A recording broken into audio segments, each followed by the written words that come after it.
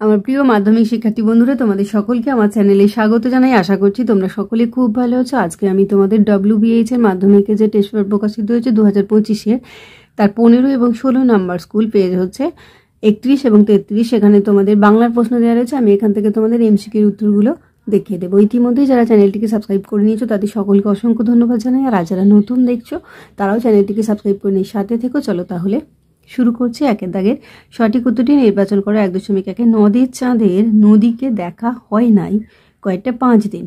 1.2 নতুন মেশোকে দেখে দপন জানতে পারলো কয়েকটা সহজ মানুষই লিখতে পারে।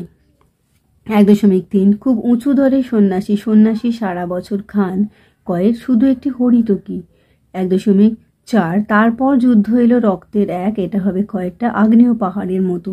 1.5 সিন্ধু তীরে কাব্যাংশের কবির নাম কয়েকটা সৈয়দ আলাউল। 1.6 আপনাকে উগ্র করে বিভীষিকার, এটা হবে কয়েকটা প্রচণ্ড মহিমায়। 1.7 আর চোখে পড়ে না, এটা হবে কয়েকটা পালকের কলম। 1.8 সমবেতভাবে না করলে নানা ত্রুটি হতে পারে, এটা হবে কয়েকটা পরিভাষা রচনায়। 1.9 সেন্সোটাইজ পেপার এর সঠিক অনুবাদ প্রাবন্ধিকের মতে, এটা হবে কয়েকটা সুগ্রাহী কাগজ। 1.10 কলমটি রাস্তায় কুড়িয়ে পেলাম, রেখাঙ্কিত রাস্তায় পথটি হলো ঘয়টা অধিকরণ কারক। 1.11 লোকটি কি ঘুমি না ঘুমালো, ঘুমি পদটি হলো ক্ষয়টা সমধাতুজ কর্ম। 1.12 আশালতা সমাসবদ্ধ পদটির ব্যাসবাক্য হলো কয়েকটা আশারূপ লতা। 1.13 জল ধারণ করে যে জলধর সমাসটি হলো কয়েকটা উপপদ তৎপুরুষ। 1.14 বর্ম খুলে দেখো আদুর গায়ে, গঠন অনুসারে বাক্যটি কয়েকটা সরল বাক্য।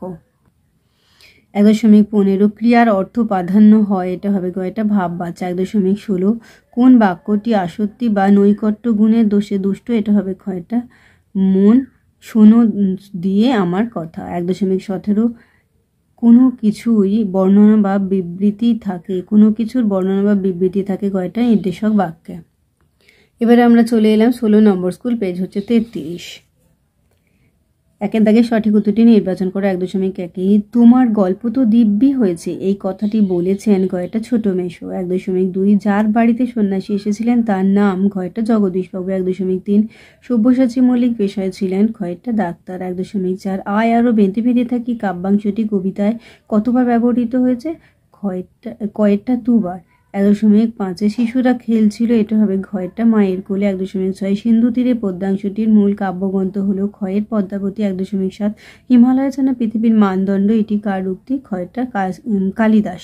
1.8 বাংলা প্রবাদটি হলো কালি নেই কলম নেই বলে আমি, এটা হবে ঘয়েরটা মুন্সি। 1.9 কুইল হলো, এটা হবে পালকের কলম কয়েকটা। 1.10 নিচের কোনটি নির্দেশকের উদাহরণ, এটা হবে ঘয়ের গুলি।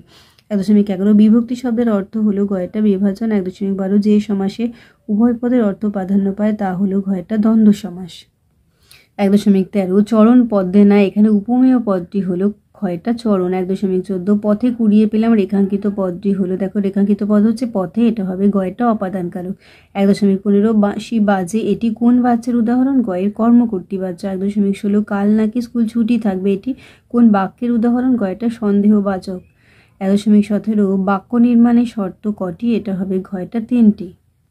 তাহলে আমার প্রিয় মাধ্যমিক শিক্ষার্থী বন্ধুরা, আজকে তোমাদের আমি 2025 সালের WBH এর টেস্ট পেপারের 15 এবং 16 স্কুল পেজ হচ্ছে 31 এবং 33, সেখানে তোমাদের বাংলার প্রশ্ন দেওয়া রয়েছে। আমি সেখান থেকে MCQর উত্তরগুলো দেখিয়ে দিলাম। আশা করছি সকলেই বুঝতে পেরেছো। ভিডিওটি দেখার জন্য তোমাদের সকলকে অসংখ্য ধন্যবাদ জানাই। ভালো লাগলে লাইক করো, কমেন্ট করো, বন্ধুদের মধ্যে শেয়ার করো।